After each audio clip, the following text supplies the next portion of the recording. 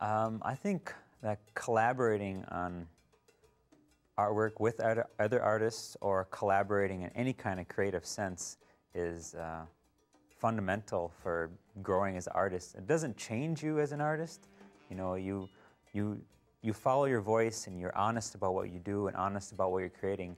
But when you work with another artist, you make choices that you normally wouldn't have made before. You might turn down a different road. You might follow a different path. It doesn't mean you don't come back to your path, but you pick up things along those other routes that, you know, maybe they're new techniques, maybe they're new attitudes, maybe they're new ways of looking at things. They're meeting new people along the way.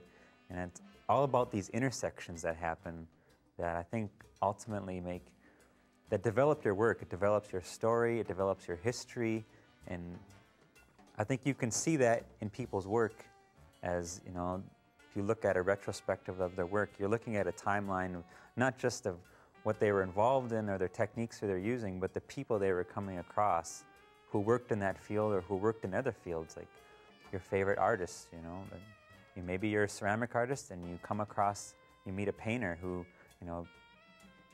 you really like what they do, and all of a sudden you can see different techniques that they've used in their paintings that you start using in your ceramics, or vice versa. You're a photographer and you meet a video artist who, you know, the way they use video, they alter the way you choose to start seeing your photographs.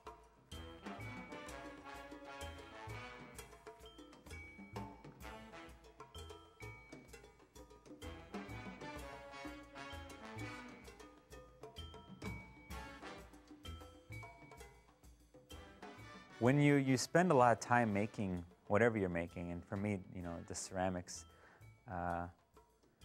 and people come by and they want to purchase a piece, and it's a great feeling. Obviously, you're selling work, and that's helping you and afford the ability to make more work, but kind of a part of you goes with that piece. You kind of have to have this sense, at least for me, I have to have this sense of detachment. I make the work, and I'm detached from it. You know, I'm not going to hide it and not hoard it, because otherwise, maybe why am I really making it if I don't want to have a connection with an audience?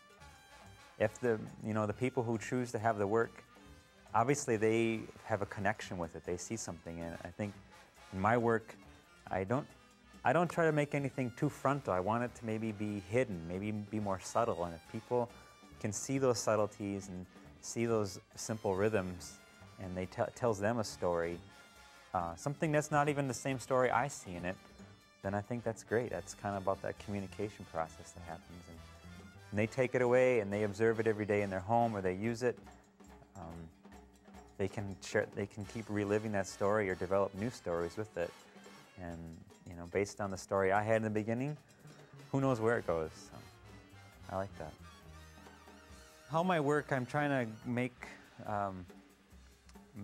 things that look like maybe they're buried in the ocean, or they were found somewhere on a planet, and their surfaces are mysterious, and maybe even the shapes themselves seem very unconventional, but organic as well. If there's one thing that I want to communicate with through my work, is that there's this sense of mystery. Maybe someone to be attracted to something, they don't even know what it is or why it is what it is, but how is it and why is it? And they want to look at it and they want to touch it and they want to investigate it. And maybe they don't want to be told what it is. They just want to invent their own theory for it. And it's something that has the quality of timelessness in it. Something that can, you know, be part of any generation or part of any environment. That it's not about a novel idea. It's about something that's just kind of grander, yet also very simple at the same time.